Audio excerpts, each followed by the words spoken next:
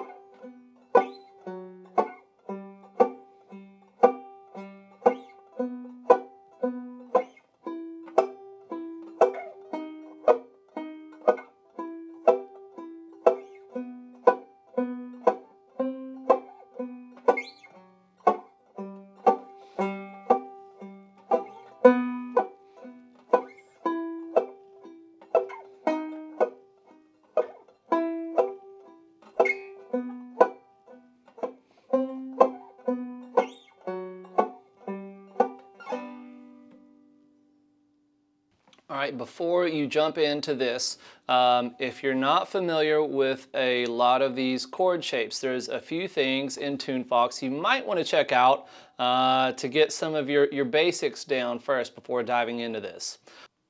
So you might want to check out the roadmap for backup banjo. There you'll find the learning path for vamping and closed position chords. Closed position. That just means we don't have any open strings when we're playing a chord, right? So it's kind of grown-up chords, right? We're moving kind of beyond just the simple stuff here at the start of the neck. And that learning path will kind of show you the basic boom chuck rhythm that I'm playing here, and the common vamping chords, and show you how to apply it to the song Cripple Creek.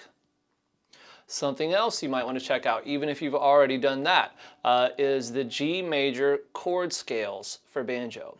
Now, a chord scale is they take you through the common chords that are formed in this case in the key of G major, and you learn all the different shapes and inversions.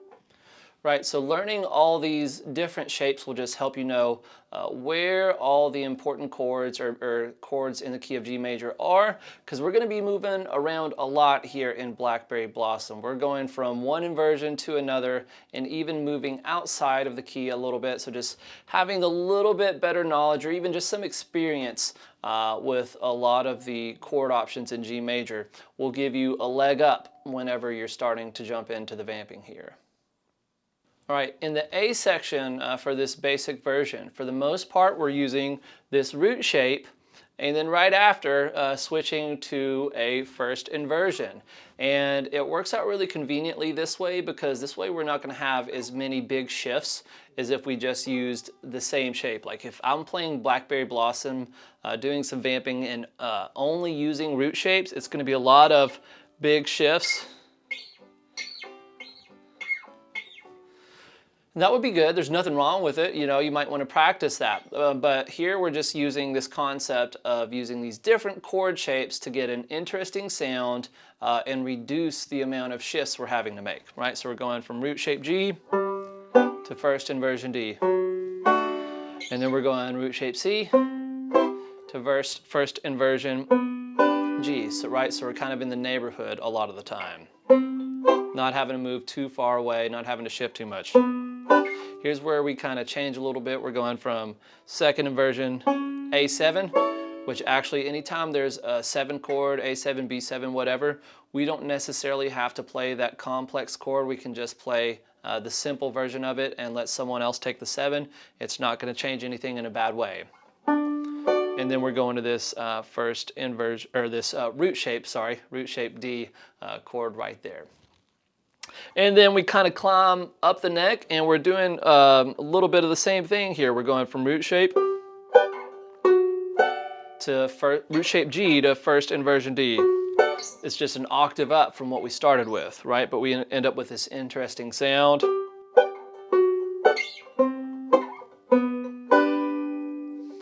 For a little bit of variation halfway through the A section. There in the B section, we hang on that E minor chord for quite a long time. And something that you can do whenever you're just staying on one chord in a song to add some interest without getting too distracting from whatever the lead player or lead singer is doing is move through your different inversions. And that's exactly what we're doing here. We're going from our, actually this is a first inversion E minor chord.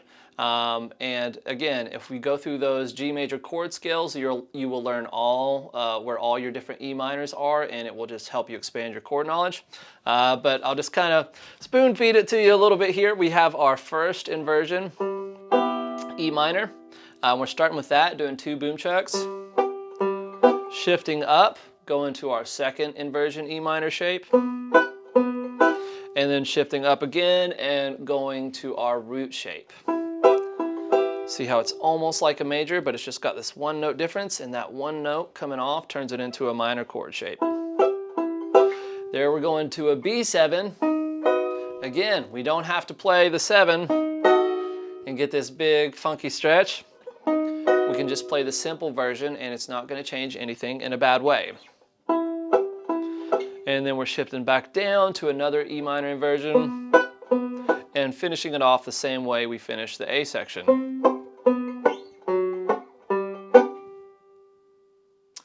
There are some licks that show you how to play a chord voicing that actually includes that very cool 7 note. Right, we won't play that as an arpeggio, it'll just be a vamp. I was just kind of demonstrating so you'd hear all those different chord tones that will be included whenever you check out some of those licks. Technique, just remember, we need to be kind of on our fingertips. I, for the most part, like to have my thumb over the top like a lot of banjo players do. It's kind of this fiddle posture. Whenever doing this, just make sure that this pinky side of your palm is not pushed up against the bottom of the neck like this, right? It's really going to limit your mobility, and we don't want any pancake palm. We don't want the palm on the back of the neck, right? When using this thumb over the top method. We need to also make sure we get good finger release, good fret hand release, that pressure. That's what gives us that vamping sound. So after we hit our boom, our low note, and we do a pinch, we need to release almost immediately. The quicker you release, the less sound you'll have. And if you delay that a little bit of note will come through. So it just depends on your taste and the sound you want to get. I prefer an earlier release to get a more percussive sound. And here I didn't even realize that you can see I've drifted into a little bit of a different fret hand posture. This is totally another good option. My thumb's more kind of in the middle of the back of the neck here. This part of the pad is touching kind of right at the peak of the back of the neck. A little bit of an angle this way, and you can see my knuckles are more parallel to the bottom of the fretboard. This is a more classical guitar style posture. This is great for big chords and big stretches, and another good option. Remember to use those Tunefox tools. The focus feature on a lot of these measures where we're changing chords a lot is going to be a great way to just exercise those chord changes and moving from one inversion or one chord shape to another. Remember to use the tempo slider to play this at a speed that you can handle. So as I said, a lot of these licks will just show you some different options when it comes to changing through these chords in a different way with different inversions.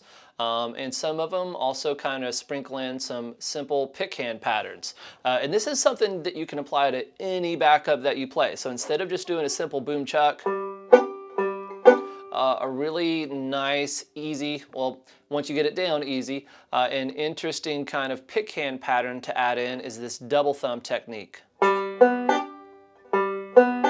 Right? So we're kind of raking that thumb in time, but if you add it in, it just adds a really nice kind of flavor and keeps things moving in a really nice way.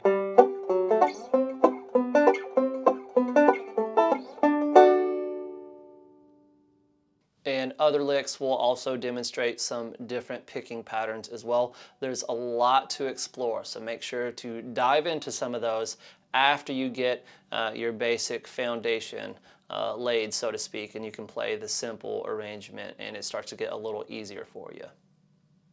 All right, try to memorize this backup, and to memorize it, play it a lot, duh, but also listen a lot. Make listening a part of your practice, and that's going to be another thing that helps you memorize the sound of this backup.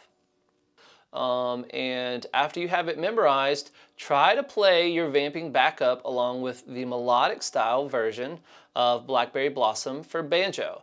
A lot of the times, if you're jamming with another banjo player, you don't want to be rolling at the same time. It can get very messy, so vamping is a great go-to style of backup to play whenever you're jamming with another banjo player. And the melodic style version of Blackberry Blossom is cool because that one starts with something called potatoes, like we talked about, that bum diddy bum diddy bum diddy bum. But it's got the banjo version of that. And that one actually, it's got kind of a long potato, so, and that's common as well. We might have a short one, bum diddy bum diddy bum diddy bum, or we might have one that's twice as long. And kind of playing along with that will give you good practice to test your memory, that you have these chord changes memorized, but also to learn to wait to come in after those potatoes are done. All right, that's all we got for the vamping on Blackberry Blossom. There's a lot to dive into and a lot to explore. I hope you all enjoy it. Keep picking and stay tuned.